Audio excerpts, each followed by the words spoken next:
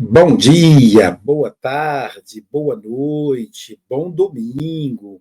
Estamos iniciando mais uma aula do curso psicológico gratuito de transpessoal da série Joana de Ângeles.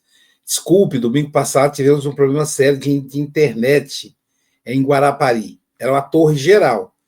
Tentamos vários canais e não conseguimos.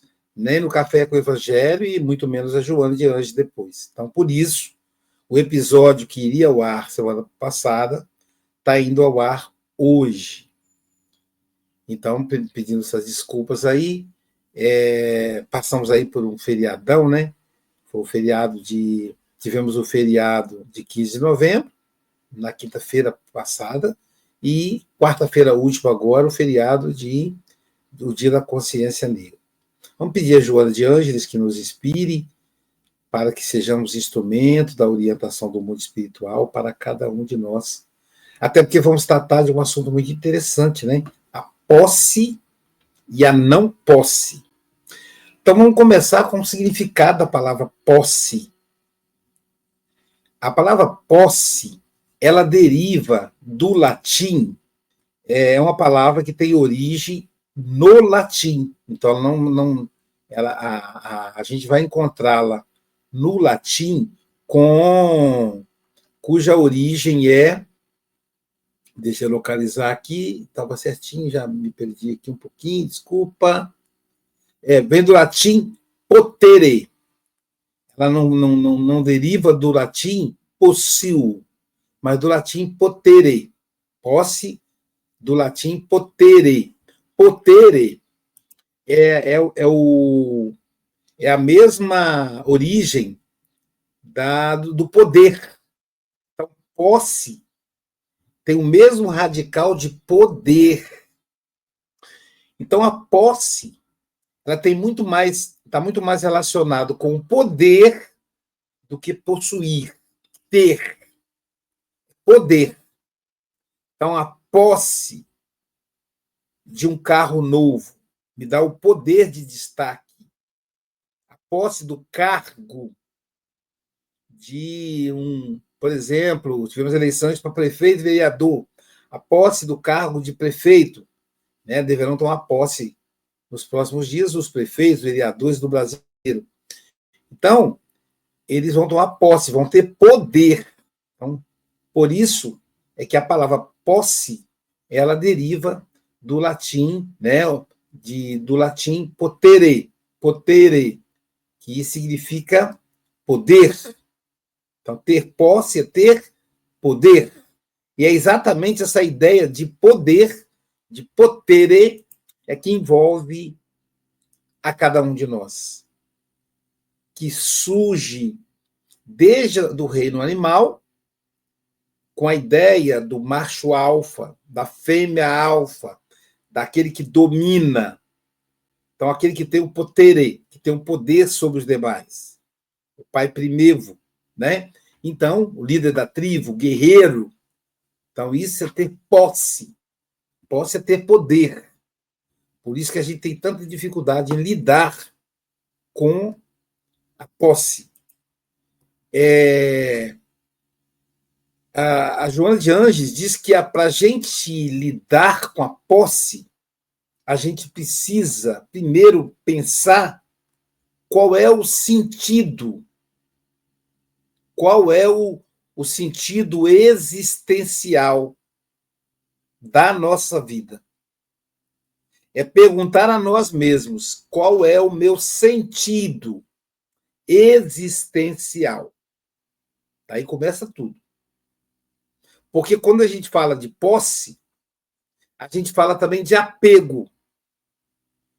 Porque poder, ele não parece ser temporário. Ele parece ser permanente, como acontecia com os animais. Então, um político, por exemplo, ele se elege ou não, mas vamos supor que ele se eleja. Ele já começa a pensar na reeleição. Então, ele bem não tomou posse, já está pensando na reeleição. Aquele que perdeu a eleição já está pensando na próxima eleição para ele recuperar. Então, a ideia da permanência. não é a ideia da impermanência. Dessa maneira, o apego às coisas, o apego é uma materialização de um sentimento. Então, quando eu possuo um celular, um smartphone, é a materialização do poder de comunicar. Tanto que eu posso ter o smartphone mais barato, ou eu posso ter, por exemplo, um iPhone do mais moderno. Qual é a diferença? Recursos tecnológicos, poucos, mas a sensação de poder, que é mais caro. Somente quem tem condições pode comprá-lo. E uma das vezes que eu fui aos Estados Unidos, lá em Nova York, a pessoa me levou na loja da Apple, ou Apple, como eles chamam lá. E na loja da Apple, então ele me mostrou onde as pessoas pegam fila para adquirir as primeiras unidades do lançamento do novo iPhone.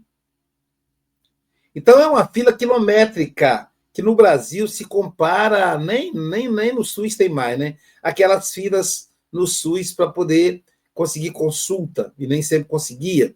Ou a fila do desemprego, que graças a Deus, né, nós estamos em pleno emprego, então não tem mais fila. Mas na época de desemprego alto, aquela fila quilométrica de gente querendo trabalhar. Só que diferente da fila do emprego, que a pessoa precisa, que a pessoa depende, ou na fila de pegar uma ficha para aquele especialista que você aguarda, na Apple não, você está pagando. Você vai pagar para pegar a fila. Qual é a vantagem de ficar naquela fila? É ser a primeira pessoa da sua família, do seu grupo de amigos, a ter o novo iPhone. Vai lembrar que o meu não é iPhone, viu? Para ter o novo iPhone. E aí todo mundo, uau, quer dizer, você tem o mais novo. Então isso é poder. Ou melhor, isso é a materialização do apego. É a materialização da posse. Então, não existe ninguém que seja apegado à casa, ao carro, ao dinheiro, à esposa, ao marido. Existe a pessoa apegada a um passado sentimental cuja casa é a materialização dessa lembrança. Não sei se vocês conseguem entender. Então, eu não sou apegado à casa. Eu sou apegado à materialização da lembrança. Então, eu sou apegado à lembrança e não àquela casa. Então, por exemplo, quando os meus pais desencarnaram, eles desencarnaram 6 meses de diferença um do outro. 2 de julho e 2 de fevereiro do ano seguinte. O pai foi 2 de julho de 2000, a mãe 2 de fevereiro de 2020, a mãe 2 de fevereiro de 2021. E aí a gente foi, as coisas deles, a gente foi doando. Eu, na ocasião, separei para mim 2 camisas, porque eu e ele vestíamos o mesmo número. E essas camisas estão comigo até hoje. Eu fiz uma limpa aqui no meu guarda-roupa de final de ano, vendo as roupas que eu não uso, para fazer doação. E essas camisas eu não doei. Por quê? Eu não sou apegado à camisa. A camisa me remete ao momento de convivência com ele.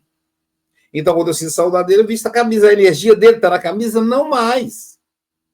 Passaram-se 4 anos, mas a camisa me remete a essa lembrança. Talvez se me desse uma camisa e falasse assim, Aloysio, essa camisa aqui pertenceu ao seu pai, e eu acreditasse na pessoa, e a camisa fosse falsa, eu ia ter a mesma sensação. Eu tenho uma boina, que a minha avó é descendente de escravos, minha avó paterna. Eu tenho, então, uma touca, uma boina, que era um turbante que ela, à mão, transformou numa touca e me deu. Eu era criança, eu tenho 60 anos. Eu ganhei essa touca, eu tinha 12. Portanto, ela tem 48 anos. Está comigo até hoje. Às vezes eu a coloco no inverno, ou então em encontro de família. Então, ela é feita de barbante. Então, por que eu tenho isso? Porque é uma lembrança da minha avó. Me remete à convivência com a minha avó. Isso vai ficando mais complicado. Vai, por exemplo, pode ser a casa onde viveram. Minha irmã comentava comigo que ela não vende a casa que ela herdou do pai por nenhum valor nesse mundo.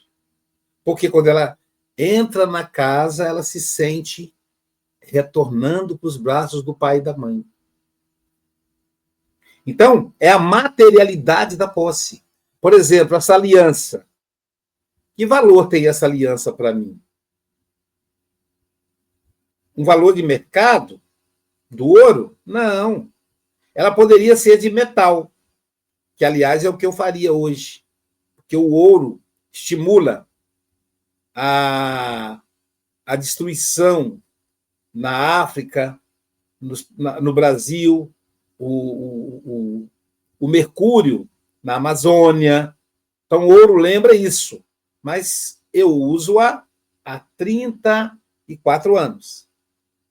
Então, qual é a importância dessa... Por que eu sou apegado a essa aliança? Por que eu tenho a posse dessa aliança? Porque essa aliança me lembra o meu relacionamento com a Jailza, me lembra a minha família, me lembra a longevidade dessa família. Então, a posse é a materialidade de uma sensação afetiva. Nós, espíritos, somos inteligência e afetividade. É a materialidade disso. E essa afetividade ela vai embora com o espírito, ela não morre. A aliança fica, mas a sensação, a proximidade, a gratidão vai comigo. Por isso que posse tem a ver com potere, que quer dizer poder. Não tem a ver com possuo, que quer dizer possuir, que quer dizer ter. E aí, onde é que a gente vai encontrar a nossa posse ou a nossa não posse? Diz a Joana de Ângeles, quando nós definimos qual é o sentido existencial. Qual é o sentido da minha vida? Por que eu estou aqui? Se o sentido for, por exemplo, para eu evoluir como espírito imortal, então a minha prioridade as minhas prioridades serão os elementos espirituais. Mas se eu entendo que a vida se resume em ter poder, em ter riqueza, em ter destaque social, então as minhas posses estarão relacionadas a esses valores. Lembremos de Jesus. Onde estiver o vosso tesouro, aí estará o vosso coração. Então, o que ele está dizendo? O que eu elegi como prioridade? Uns elegem o poder. E aí serão felizes quando forem poderosos, tiverem fama. Mas como o poder não dura para sempre, o que vai acontecer? Ele é sempre ameaçado, o poder está sempre cercado de ladrões, de usurpadores. Então, eu serei uma pessoa com instabilidade emocional, uma pessoa insegura, porque eu elegi como posse o poder. Meu coração, então, vai estar inseguro. Eu vou ter ansiedades, vou ter angústias, porque eu sei que sou ameaçado a cada momento. Contam que em Roma, um imperador tinha como seu primeiro-ministro uma pessoa da sua estreita confiança, mas o imperador foi percebendo aos poucos, observando, que esse ministro, apesar de ser da sua estreita e estrita, ele era invejoso. E o imperador, então, quis mostrar para ele que ter poder não era algo tão especial assim. E aí, o imperador precisou se ausentar em uma viagem e pediu ao ministro que eu o substituísse. E o grande sonho desse ministro era sentar na cadeira do rei, cadeira de ouro. E o imperador, então, disse a ele: olha, eu vou me ausentar e é você quem vai me substituir. Você vai sentar no meu trono. Então, o imperador mandou providenciar uma espada pendurada em direção à cabeça do ministro, do trono. E aí o imperador diz o seguinte: olha, você vai se sentar ali. Está vendo aquela espada? Ela está direcionada à sua cabeça. Se você errar, se você tomar uma decisão que venha a comprometer o reino, o povo, o governo, aquela espada será liberada e ela vai atravessar a sua cabeça. E o ministro, então, passou dias de sofrimento, porque o tempo todo ele olhava para a espada que estava mirada nele. Alguém dizia: ministro, rei substituto, nós temos que comprar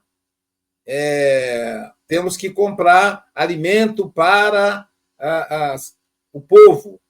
E aí ele olhava a espada, porque se ele comprasse demais, ele endividava o reino. Se ele não comprasse, o povo passava fome. E ele olhava para a espada.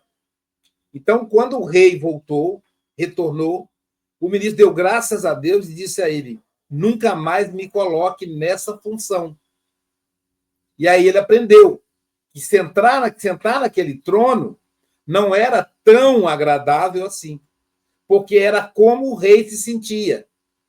Aquela espada que estava em direção à cabeça dele. Cada decisão era para ele angustiante. Então, querer ter o poder é ter uma espada direcionada para a nossa cabeça, porque pessoas vão tentar tomá-lo de nós. E esse poder não precisa ser o poder de mando, pode ser o poder de fama. Ser famoso na internet, por exemplo, as perseguições, as calúnias, porque a pessoa vira vitrine. E todas as frustrações que as pessoas tiverem, elas vão direcionar para aquela pessoa famosa. Será que é isso que é a felicidade? Mas a Luísa vai dizer: o Chico Xavier foi uma pessoa famosa. Foi, não porque ele quis, mas foi consequência do trabalho dele. Ele nunca buscou fama. A TV Tupi, a TV Record, na época, quando o Chico Xavier foi fazer um pinga-fogo, uma entrevista, estava previsto para 30 minutos. A audiência subiu tanto que o diretor da TV disse assim: suspende o próximo programa. Chico Xavier ficará 1 hora conosco. Quando foi chegando ao final daquela hora, ele olhou o pico de audiência da TV.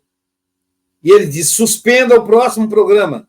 No final das contas, o Chico ficou 4h30 com a audiência bombando. Nunca teve uma audiência desse nível na TV brasileira da época. Tanto na TV Record quanto na TV Tupi, que eram as duas famosas da época. Então, A NASA veio entrevistar o Chico. Então, o Chico veio pesquisar o Chico. Jornais e TVs do planeta inteiro vinham aqui no Brasil. Ele era a maior celebridade do Brasil. Mas isso é porque ele buscou? Não. Era consequência do trabalho dele. E ele se apossou. Ele se apegou a esse poder? Não. Nunca. Sempre levou uma vida humilde, simples, sem se apegar à fama. Mas isso não o poupou de sofrimento, de perseguições, de calúnias.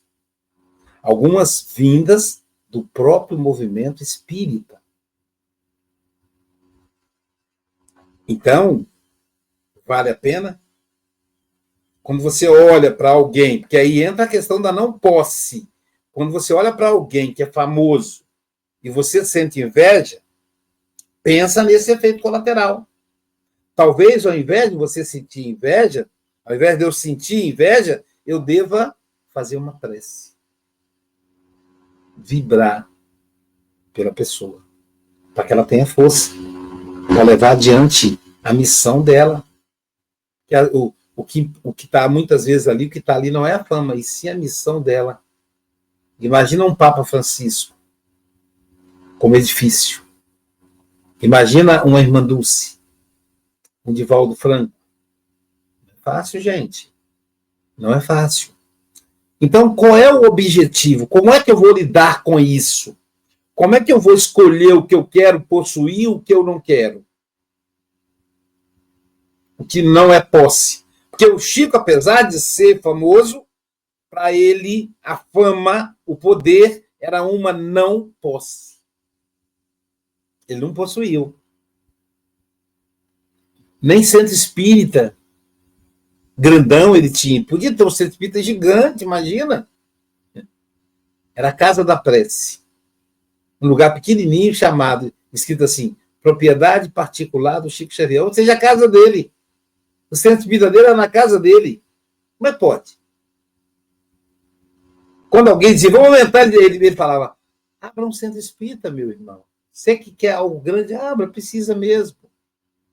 E dava todo o apoio, inclusive financeiro, para que a pessoa abrisse aquele projeto. Mas o centro espírita, Casa da Prece, continuava sendo pequenininho, do tamanho da humildade do Chico Xavier. Então, qual é o objetivo? O que eu estou fazendo aqui? Aquele princípio lá de trás da filosofia. Em mineiro seria do que eu vim, oncotô, proncovô. Traduzindo para o português seria de onde eu vim. O que eu estou fazendo aqui? O que é que eu estou fazendo aqui? E para onde eu vou? Quem eu sou? São perguntas fundamentais para a gente se localizar. Ah, mas isso é muito profundo. Mas se você não responde essas perguntas, você não consegue responder as perguntas menores. De onde eu vim? Da vida espiritual. Eu sou espírito imortal. Eu vivi várias experiências. Eu sou um viajante das estrelas. O que estou fazendo aqui? Eu tenho um compromisso de progredir. O corpo físico é instrumento de progresso. Isso está claro para você ou não está? Para mim está. Para onde eu vou? Eu não vou para o céu. Ele não existe. Também não vou para o inferno, que também não existe. Eu vou para onde o meu coração me levar. Eu vou para onde eu já estou.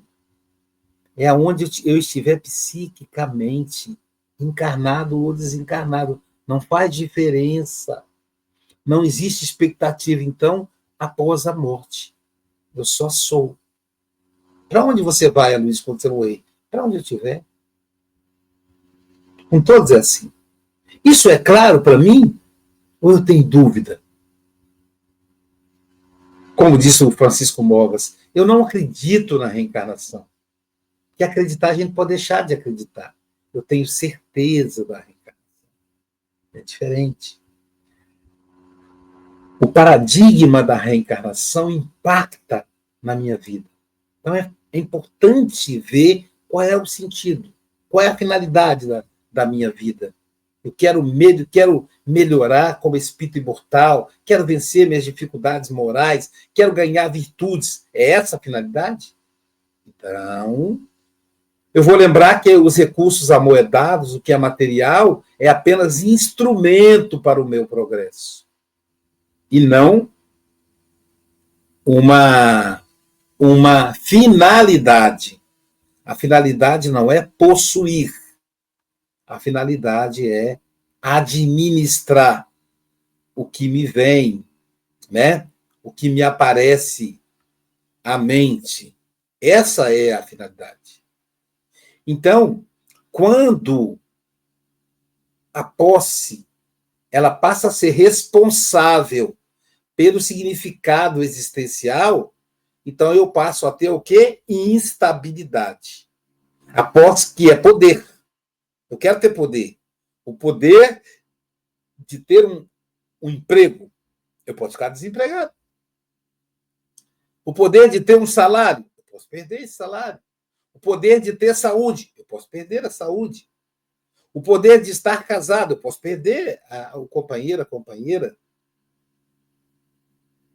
Então, se eu me apegar à posse, se eu me apegar ao meio e não ao fim, eu vou ter infelicidade. Ou a minha felicidade vai estar sempre ameaçada. Eu posso adoecer, eu posso perder o emprego. Como diz o Zygmunt Bauman, um filósofo do século XX, né, é a vida líquida.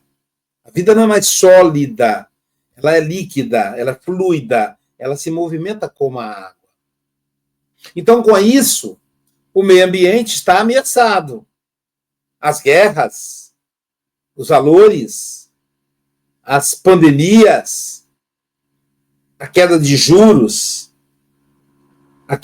o aumento do desemprego, a queda da bolsa, a subida do dólar, tudo isso, do euro, tudo isso vai me deixar ansioso, preocupado, angustiado. Eu não vou ter paz. Eu não vou ter paz. E aí, eu vou ter que... Minha vida vai ficar pautada nisso. Eu vou o tempo todo me cuidar para não perder o emprego. Com isso, eu vou criar relações falsas com o meu chefe, com o meu colega de trabalho. Com o meu chefe, eu vou ser um bajulador dele. O meu colega de trabalho, eu vou tentar passar a perna nele, para tomar o lugar dele, para que ele não tome meu lugar. Eu vou fazer um plano de saúde, mesmo não tendo, às vezes, dinheiro para pagar aquele plano de saúde. Passando, às vezes, dificuldade de comer para pagar um plano de saúde. A pessoa vai fazer o plano de saúde é importante, Luiz, porque e se você adoecer? Se eu adoecer, eu vou ser cuidado pelo Sistema Único de Saúde, que é o melhor do mundo. Mas falar é fácil.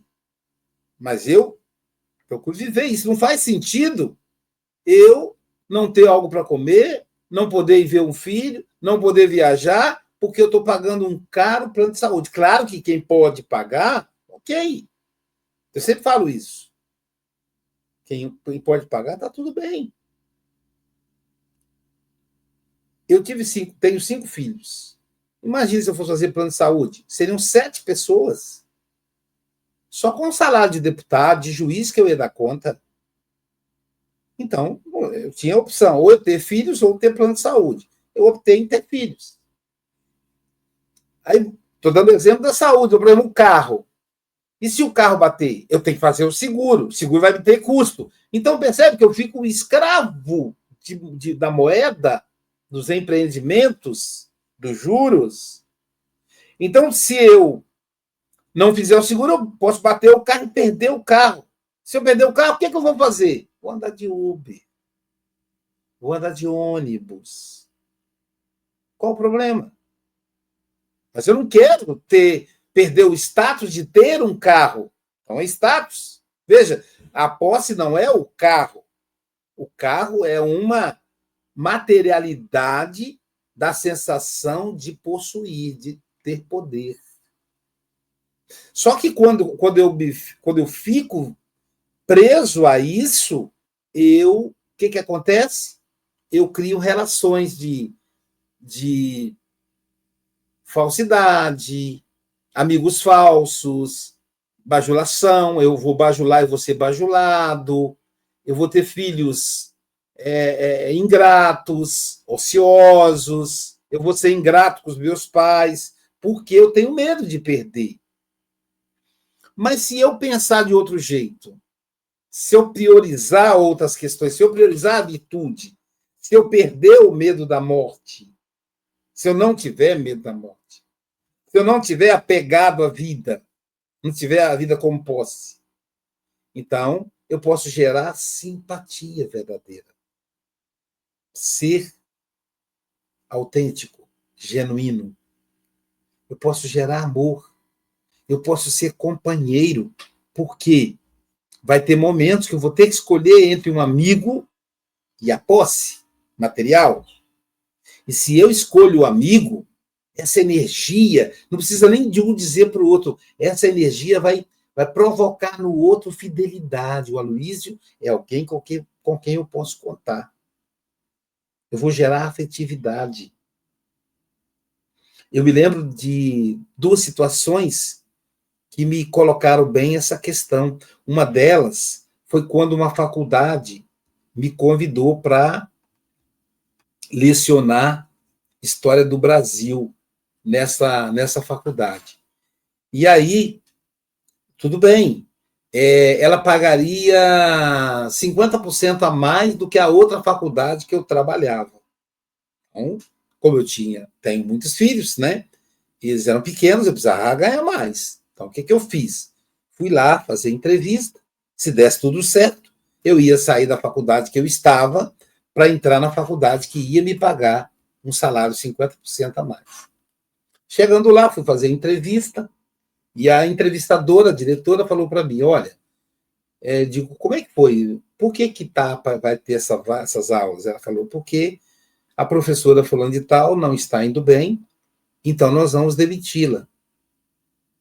E eu disse, mas ela é minha amiga. Sim, mas não tem nada a ver uma coisa com a outra. Eu disse, tem a ver sim, porque aí ela vai imaginar que eu tomei o cargo dela e eu vou me sentir como tal. E então, desculpa, mas eu não aceito, não. E a diretora ficou estupefaada comigo. Mas como não, Luiz? Não, não aceito, não. Eu voltei para casa. E continuei na faculdade que eu ganhava menos. Até mais na frente, eu consegui um outro emprego para ganhar mais, uma outra faculdade para eu ir. Mas aquela eu não aceitei. E sabe o que aconteceu? A professora ficou nessa faculdade até aposentar. Ela era tão má professora que eles não a demitiram. Ia demitir se eu pegasse as aulas dela. Que graça. Então, é uma coisa que eu não me arrependo. Uma outra situação bem, bem interessante foi quando uma aluna foi me orientando no trabalho de conclusão de curso. E no meio do trabalho dela, o trabalho demonstrava ser um trabalho, hoje é um sucesso o empreendimento dela, né? Então, diante daquela proposta, ela apresentou o trabalho em congressos e tal, ela muito novinha, ainda, né, ingênua para essas coisas, e foi lá defender e tal. E na ingenuidade dela, o que ela fez? Ela entregou o projeto numa prefeitura para que ela pudesse desenvolver. E o projeto simplesmente desapareceu nas gavetas da secretaria dessa prefeitura. 6 meses depois, eu sou convidado a participar da banca de julgadora de um trabalho de conclusão de curso. Quando eu peguei o trabalho, o que é que eu percebi ali? Era um plágio. Era cópia do trabalho da minha orientanda. Quer dizer, o trabalho desapareceu na secretaria. Quem era a secretária? A mãe da aluna. Que era a parente do prefeito. sobrinha do presidente da Câmara de Vereadores. Olha que baralho de gato. No dia da defesa, eu sentei na banca, a aluna ficou de frente para mim, e na plateia, a minha aluna, dona do trabalho. Na plateia, nas primeiras cadeiras, estava o prefeito, o presidente da Câmara dos Vereadores, toda a elite da cidade, a mãe, a tia, todo mundo ali, tudo gente da alta sociedade. E a moça, então, apresentou o trabalho. Quando ela terminou de apresentar, a coordenadora do curso, malandra, sabendo que era plágio, o que ela fez? Em vez dela tomar a decisão, não, covardemente, ela passou a palavra para mim. Falou, professor Aloysio, suas considerações. E eu olhei para o outro lado, um doutor da universidade, que também era membro da banca, estávamos em 3, eu, a coordenadora, mais esse professor da Universidade Federal. E aí eu disse assim, muito bom o trabalho, muito bem apresentado, e eu só não posso aprová-lo. Eu voto pela não aprovação. Todos, uau! Que a menina deu um show do trabalho da outra. Todos ali, uau! E a coordenadora disse, por que, professor? Eu digo, porque é um plágio. O trabalho foi plagiado. Eu tenho em minhas mãos o trabalho original. Está aqui os dois. Eles são iguais. Até as fotos foram aproveitadas. Então, eu reprovo o trabalho. Nossa, foi uma confusão. Em seguida, passaram a palavra para o professor, que se acovardou e aprovou o trabalho, dizendo, bom, o trabalho para mim está muito bem apresentado, como eu não conheço o outro trabalho, eu aprovo.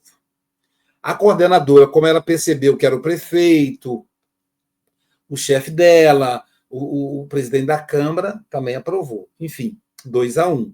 O trabalho da menina foi aprovado, mas eu perdi o emprego.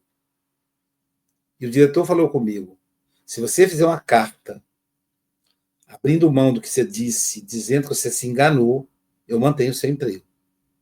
Eu disse, como é que eu vou explicar isso para os meus filhos? Seus filhos não vão nem saber disso. Eles não vão saber, mas eu sei. Então, não. Mas você tem 5 filhos, você vai ficar desempregado, Aloysio. Eu prefiro a dignidade de um desempregado do que carregar nas minhas costas essa atitude de covardia. E eu fui demitido. E sabe o que aconteceu? Fui demitido na sexta-feira, que na faculdade eles pagam um aviso prévio, então ganhei um salário a mais. No domingo, um amigo veio desesperado me procurar, porque ele ia fazer um doutorado na Alemanha, e ele precisava urgente de um professor para ficar no lugar dele. Só que esse professor tinha que ter disponibilidade total, porque é a dedicação exclusiva. E na segunda-feira eu já comecei a trabalhar na nova faculdade, ganhando mais do que na faculdade anterior, ganhando quase o dobro. Eu lembro que eu ganhava R$18 a hora a aula, eu fui para outra faculdade ganhando 28, mais de 50% a mais. Então, qual é o meu propósito? Eu nunca mesmo que eu não arrumasse emprego, mesmo que eu passasse fome, mesmo que os meus filhos passassem fome, eu não ia me arrepender de ter feito o correto. Então é importante saber qual é o sentido, o que eu quero para mim. Se for os bens, se eu acho que tudo está ligado aos bens materiais, eu vou sofrer as consequências disso. E aí a Joana fala, quanto mais o possessivo, o ambicioso adquire, mais ele se escraviza. Então, esse é um problema. E tem aquele que é escravo da não posse. Aquele que não tem, mas deseja ter. Aquele que é alimentado pela inveja. E isso faz com que ele se torne bajulador, fala com que ele se torne um amigo, uma amiga falsa. Também essa pessoa não tem paz, não tem tranquilidade, porque cada vez que o vizinho, o colega adquire, troca de carro, reforma a casa, ele sofre, porque ele é escravo da não posse. Então, não possuir não é o suficiente, é preciso se desapegar.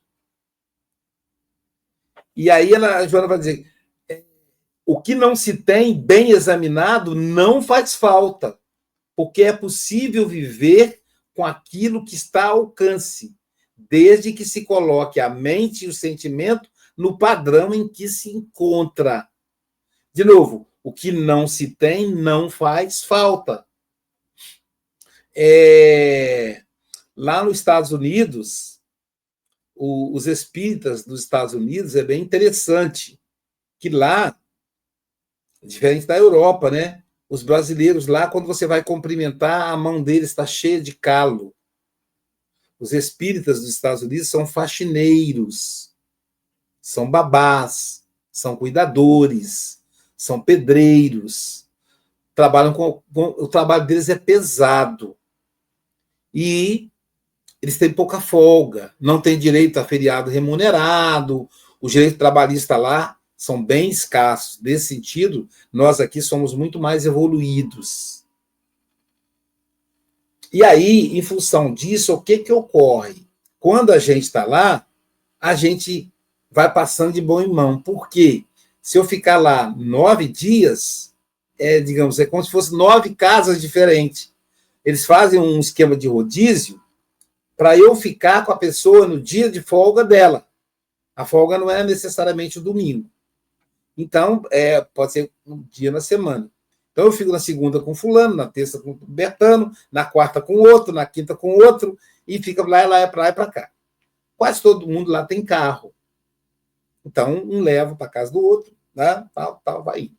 Aí eu fui para a casa do Luiz. O Luiz não tinha carro. E eu com aquela mala, aquele monte de mala cheia de livro, mala pesada, e o Luiz com a mochila carregando as malas, me ajudando a carregar as malas, e tendo que passar na catraca do metrô, e aquela confusão, e eu falando, meu Deus, o que eu estou fazendo aqui? E aí ele falou para mim assim, você deve estar perguntando, por que esse cara não tem carro? Porque a Luiz não me faz falta. Eu pensei, como não, né? Faz para ele, para mim vazia. E aí ele dizendo, né? Você vai ver o que eu tenho em casa. A casa dele era dois colchonetes, porque ele dormia o que eu ia dormir, acho que o que eu ia dormir até comprou para me atender, uma geladeira, um fogão, uma arara para pendurar roupa, não era nem guarda-roupa. E era isso a casa do cara. Ele mora, sabe aonde? Próximo da Times Square. Próximo do Central Park. Ele mora super bem. E ele falou... Pessoas perguntam, com que o Luiz gasta o dinheiro? Eu já fui na China, fui no Japão, fui na Coreia, fui na Europa 5 vezes. Então, eu uso o que eu ganho para viajar. E, para mim, possuir cultura é mais importante que possuir bens materiais. É o sentido da vida dele. E é isso. Não é importante. O carro não faz falta para ele. Fez falta para mim. Mas para ele não faz. Ele já montou... Ele tem uma mochilinha, que está... Aquela mochila surrada, roupa simples, inclusive, e aquela mochilinha falou, Luiz, o que eu preciso cabe na minha mochila. Qualquer lugar que eu for, é essa mochila que eu levo. Fica leve. Eu já fui em Jerusalém para eu poder andar, fiz dos passos de Santiago de Compostela, né? Então, é a vida que ele escolheu. E está tudo bem. E é isso que é a posse dele. Então, a gente pode se adaptar. Uma coisa muito interessante é quando a gente vai chegando à maturidade, no meu caso, que eu tenho 60, e você vai abrindo mão de coisas supérfluas, para que você tenha uma tranquilidade de poder dormir e não ficar preocupado de ter que pagar uma conta, se quebra um carro, se estraga um problema na casa, você ter condição de fazer um reparo sem ter que entrar no cartão de crédito, ou nem tem que fazer empréstimo, você faz empréstimo, vai tirar no seu salário e complica. Eu sou aposentado. Quando meu pai e minha mãe desencarnaram, eles recebiam meio salário mínimo de tanto empréstimo. Porque o assédio dos bancos é muito grande ao aposentar. E eu, naquela ocasião, já conversava comigo mesmo. Quando eu aposentar, isso não vai acontecer. Eu não vou pegar empréstimo para nada. E é uma assédio. Eu tive que trocar de número de telefone. Tive que fazer um telefone no nome do meu filho, o número do CPF dele, porque eles, pelo meu CPF, eles achavam o meu número. Claro, os dados não são protegidos, infelizmente.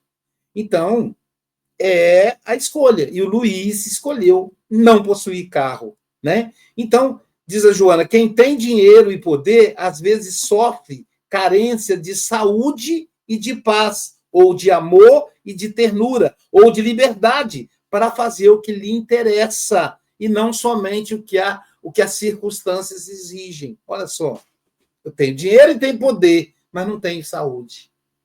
Eu não tenho paz. Eu sou carente de amor. Eu sou carente de ternura. Porque para eu manter esse dinheiro, para eu manter o poder, eu tenho que me movimentar com a violência. Eu tenho carência de liberdade.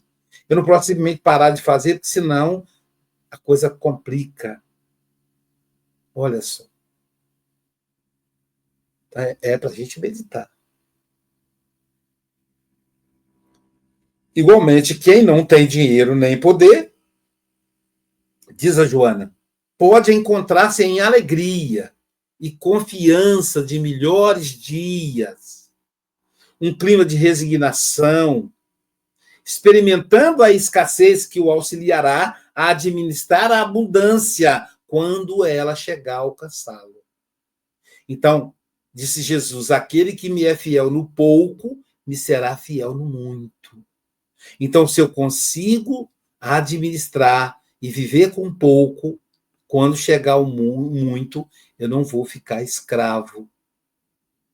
E isso nos leva a Diógenes, um dos pilares do estoicismo, em que outros estoicistas, como Sêneca, Marco Aurélio, Epíteto, né, vai falar do idealismo, da escola idealista, que mais tarde vai inspirar Hegel, né, vai inspirar outros pensadores. Diógenes dizia que ele iria viver apenas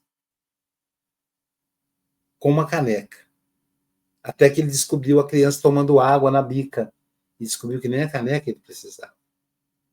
Então, quanto menos a gente viver, mais liberdade, mais alegria a gente vai ter.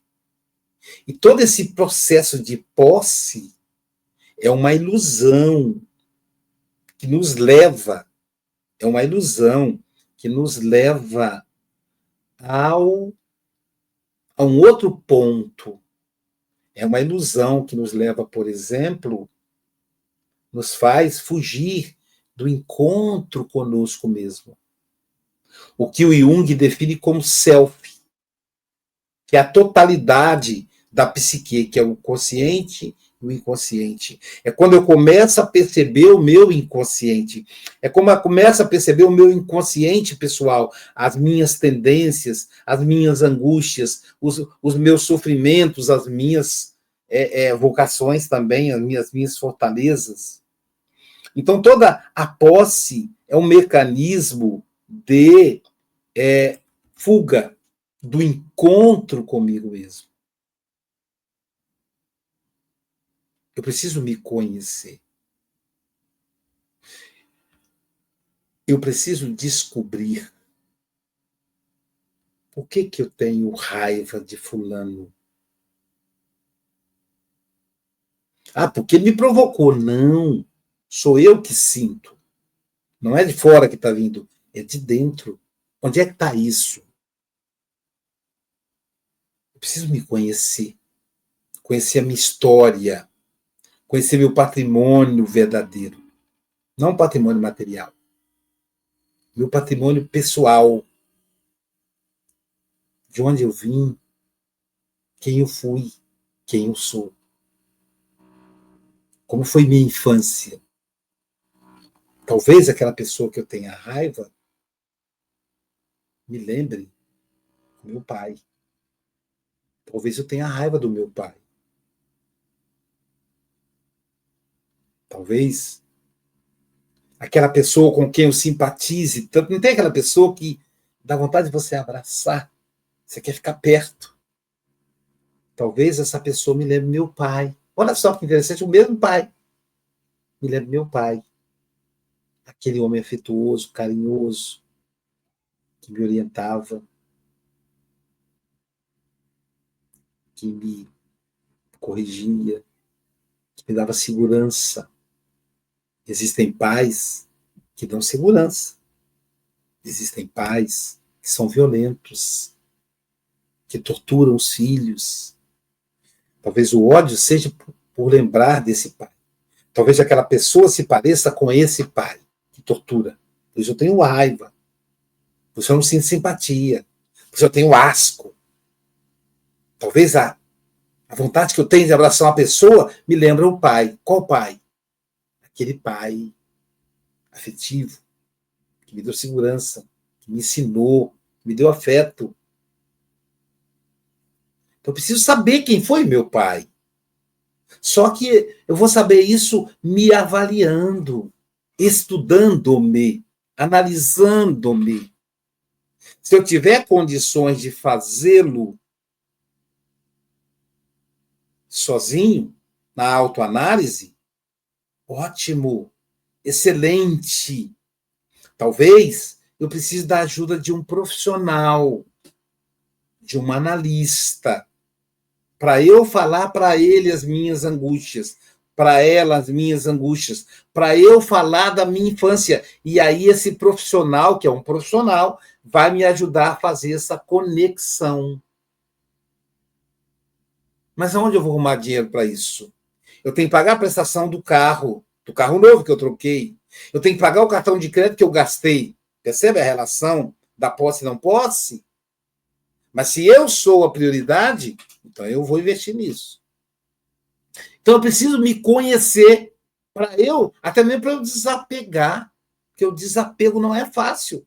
Porque, de novo, apesar de eu ser escravo da prestação cara do automóvel, eu estava ouvindo uma senhora na praia ontem não, quarta, no feriado, né? Eu estava ouvindo, as duas estavam conversando dentro d'água, estava me banhando e eu escutei as duas conversando, duas mineiras, e uma falou para a outra assim: fulano, você acredita que eu ganhava R$ 800 e pagava R$ 600 da prestação do Siena? Olha só, gente, a prestação do carro consumia 80% do salário dela. Caramba! Claro que é o salário de aposentado, um salário pouco, né? R$ 800 ela quis dizer o salário mínimo, ou um pouco mais que o mínimo. Então, como é que ela vai cuidar da saúde mental dela se ela está escrava disso? Então, eu preciso me conhecer. Eu preciso saber de onde vêm esses sentimentos, de onde vêm essas angústias. Por que eu estou passando por uma prova difícil? Por que eu estou passando por um problema de saúde? Não é um castigo de Deus. São consequências do meu passado. É o meu patrimônio agindo. Lembrando, Joana, a posse, deixa eu retomar aqui para ler direitinho, eu posso ter, né, a alegria, deixa eu achar aqui direitinho, eu achei lindo, né? Quem tem dinheiro e poder sofre carência de saúde, de paz, de amor, de ternura, de liberdade. Quem é preso ao dinheiro e poder vai sofrer carência de saúde, de paz, de amor, de ternura e de liberdade. É ou não é? Façamos as contas. Aí ela diz assim: quem não tem dinheiro e nem poder, ela não quer dizer não ter, ela quer dizer não é apegado. A pessoa pode ter dinheiro, não tem problema, não é proibido ter dinheiro, ter poder. O que não pode é ser apegado. se eu não possuo, se eu não tenho posse de dinheiro nem poder, aí ela diz, eu posso encontrar alegria, confiança de melhores dias, clima de resignação. Por quê? Experienciando a escassez que vai me auxiliar a administrar a abundância. Então, se eu não sou escravo do dinheiro, nem do poder, o que eu tenho em abundância? Saúde, paz, amor, ternura, liberdade. Coisa gostosa é você poder dormir sem se preocupar se vai pagar uma prestação cara no dia seguinte. Ah, mas falar isso, quem tem dinheiro é fácil, Aloísio. Tem gente que ganha um salário mínimo e consegue ter esse sono tranquilo. É um desafio para cada um de nós avançar. Então, a gente precisa ser otimista, precisamos buscar nos conhecer. Diz a Joana, o espírito imortal que precede a concepção, que precede o nascimento, sobrevive à dissolução carnal, sobrevive à morte. Teremos nos depósitos profundos do envoltório semimaterial, o perispírito, o mero postulado que é o inconsciente pessoal, no qual estão arquivadas as experiências ancestrais, resultante de todas as reencarnações. Isso é o que o Jung chama de self. Está tudo arquivado aqui. Tudo. Aqui se manifesta em sentimento. E aí é só a gente buscar. E aí ela vai continuar dizendo, toda atividade consciente ou não do ser humano deve dirigir-se para a perfeita identificação do si mesmo, consigo mesmo, integrando conteúdos psíquicos do passado, memórias, no inconsciente pessoal, que vai formar o que a gente chama de quê? Arquétipos. O que são arquétipos? São construções psíquicas que fundamentam a base do nosso pensamento contemporâneo. Esses arquétipos vão gerar ou não distúrbios neuróticos e, quem sabe, até psicóticos. Então, a autoconsciência, ela nos prepara não só para essa reencarnação, mas para a vida imortal. Porque nessa reencarnação, eu posso estar vivendo uma experiência como uma pessoa rica, como um empresário famoso. E na outra, eu terei que vir na pobreza, na escassez, no anonimato. Eu preciso estar preparado para as duas situações. Eu preciso ser maior do que as duas situações. Ou eu posso, nessa experiência, ser uma pessoa anônima, ser uma pessoa com poucos bens e me adaptar ao anonimato, aos poucos bens. E aí, quando vier a fama, eu saberei lidar, porque eu já aprendi a ser simples. Chega na casa de uma pessoa, casa simples. Às vezes, não vou nem dizer com o chão batido, que hoje, graças a Deus, né, tem as políticas governamentais aí, mas ainda tem alguns lugares. A casa simples. Mas a panela limpinha. As panelas, às vezes, vazia. E a pessoa vai lá e coa um café. Aquele café saboroso. E tem aquele semblante de paz, de harmonia. E você se sente tão bem. Te compadece a ajudá-lo em alguma coisa. E o que você ajudar, com certeza vai administrar muito bem. Não vai perder. Conta que o Chico Xavier, certa feita, viu um homem na rua e comprou, então, se compadeceu daquele homem, comprou para ele um pequeno terreno, uma metade de um terreno, porque ele conseguiu, tudo com o salário do Chico. O Chico comprou o terreno financiado, construiu uma casinha simples, comprou móveis e levou o homem para morar na casa. E disse: agora você não mora mais na rua. Passado 3 meses, o Chico voltou na casa e viu pessoas estranhas naquela casa. E pediu e perguntou onde estava a pessoa que lhes vendeu. E a pessoa indicou mais ou menos, aí ele não conseguiu achar, aí ele voltou no mesmo lugar onde ele encontrou aquele morador de rua. E estava lá o homem na rua. Ou seja, ele não aprendeu, por isso que ele estava na rua. Ele não sabia lidar, não sabia administrar. Isso não quer dizer que a gente não deva ajudar. Mas o erro do Chico foi não esperar que o homem pedisse a ele, que o homem demonstrasse maturidade psicológica. Então, as experiências que nós vivemos na Terra são consequências da nossa ignorância psíquica. Eu não falo isso para você, eu falo para mim. Eu acredito que o que eu desenvolvo hoje em mim mesmo vai me auxiliar para a eternidade. Eu tenho 60 anos e quero viver ainda muitos anos, mas independente da quantidade de anos que eu viver na vida física, eu quero prosseguir iluminado, servindo, trabalhando no bem, vencendo os desafios, até chegar à individuação, que é a proposta do Jung. A individuação, Jung dá exemplo como ser com individuação, que não é individualidade, viu, gente? É individuação. Ele dá como exemplo Jesus. Então, self é a nossa consciência divina.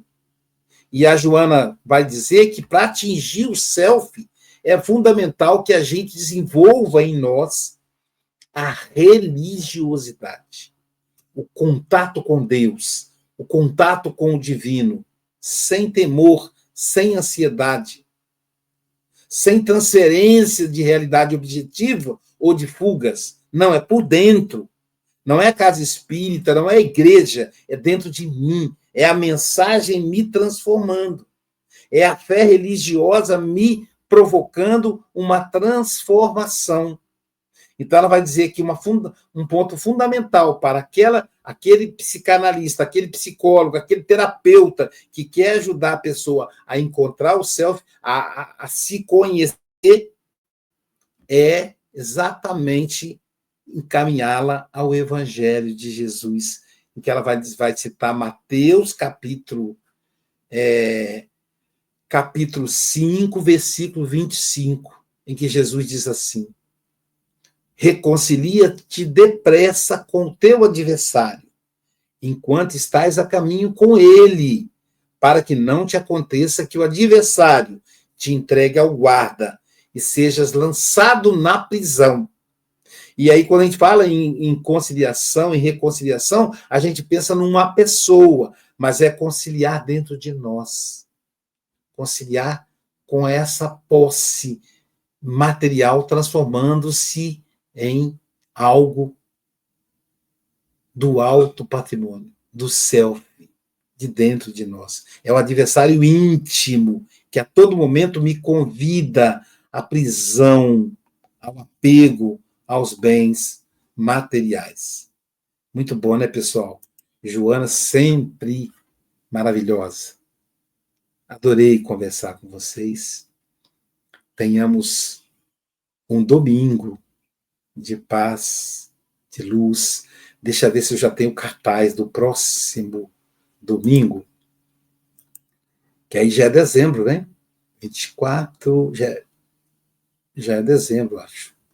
Deixa eu ver se eu já baixei aqui o cartaz de dezembro. Não baixei. Você espera só um pouquinho, né, para poder eu baixar, para poder já mostrar a vocês, que aí a gente fica mais tranquilo, porque dezembro nós teremos 3 sessões, depois a gente vai entrar em recesso, tá bem? Joana, a gente também precisa descansar, né? Então vamos ver o cartaz de dezembro, 1º de dezembro, salvo engano. Dezembro. Está aqui, o 1º de dezembro. Aqui, está baixando, só um minutinho. Mais um minutinho, está aqui. Pronto. Tá. Reintegração na religiosidade e a necessidade da fé religiosa. Ela começou a fazer a introdução hoje, né? Então, no dia 1º de dezembro, o tema será reintegração da religiosidade e a necessidade da fé. Tá bom? Bom dia, bom domingo, boa semana.